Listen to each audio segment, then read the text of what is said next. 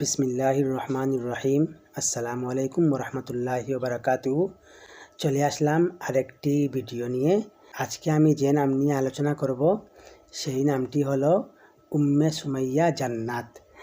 এই নামটি সম্পর্কে একজন শুভানুধ্যায়ী কমেন্ট করে জানতে চেয়েছেন, এই কারণেই আজকের এই ভিডিওটি করা।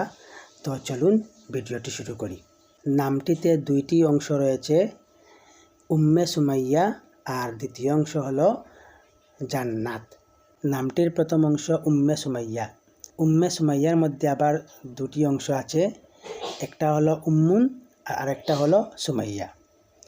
উম্মুন অর্থ মা, মাতা ইত্যাদি, আর সুমাইয়া অর্থ হলো উচ্চ মর্যাদাশীলা, সম্মানিতা, সুউচ্চ, সমুন্নত, সংবাদ বহনকারিণী, সুনাম সুখ্যাতি ইত্যাদি। মুসলিম সমাজে এই সুমাইয়া নামটির জনপ্রিয়তা আকাশচুম্বী।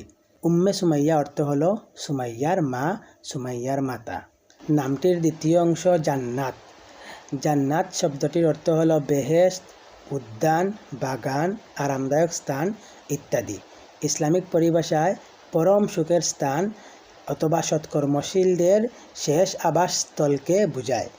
জান্নাত শব্দটি ধার্মিকতা এবং সৌন্দর্যের প্রতীক হিসেবে ব্যবহৃত হয়ে থাকে।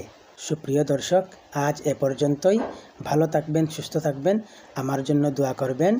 আসসালামু আলাইকুম ওরহমতুল্লাহি ওবারাকাতুহু।